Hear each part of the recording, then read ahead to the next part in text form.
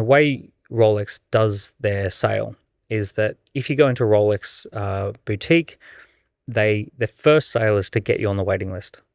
So you can't buy one. You have to join the waiting list. So that when they talk to you, they find out what you like, and then they say you can't have it. You got to be on the waiting list. And then the next thing is they leave you on the waiting list for like 6 months, but they send you some information. 9 months, send you some information. They let you know that they're still aware that you exist. And then one day they ring you up and they say, we've got one that you want, but you can only have it for the next 2 or 3 days. Mm-hmm. Right. Now, what that does is the logic of a Rolex is that it holds its value. So you've discovered that these things hold their value. If you spend 10 grand, it will be worth at least 10 grand in the future. Maybe it might be worth 11 or 12. So it's like, ooh, I'm buying something that holds its value. So logically, it makes sense. Emotionally, I've been waiting for this. I've been wanting this thing. It makes me look cool and high status and amazing. And then urgency, I can only get it in the next 3 days or else I miss out. So Rolex are the masters of logic, emotion, urgency. All entrepreneurs have to figure out how to do this.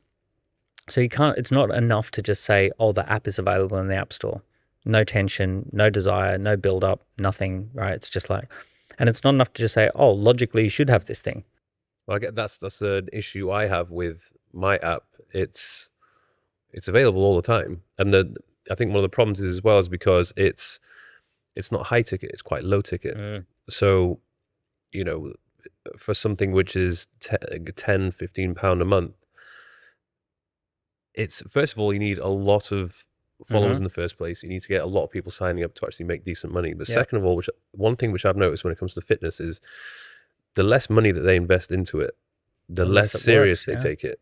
Yeah. So it's kind of frustrating because I have all these people on the app, but they're not taking it as seriously as they should do, which means that their transformations are not as impressive as they could be. Yep. Like the best transformations I have had with my clients in the past have been the ones where they've had to pay a lot of money to work with me one-to-one. Yeah.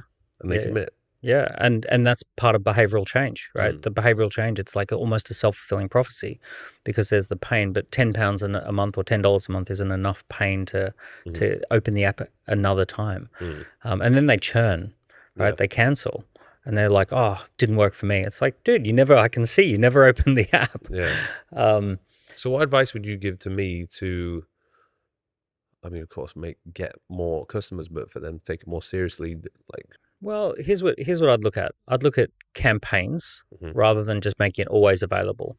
I would have at least 4 campaigns a year that are special campaigns where if you buy within this period, you get a ticket to this thing, or you get this bonus, or you get to have certain experience that very rarely happens. And there's a window that you can do, and then if you buy within that window, then you get the extra thing, right? So that would be a campaign. Or you could have certain workouts or lessons or meal plans that are going to appear for a short space of time, and then they're going to disappear. So there's those kind of things.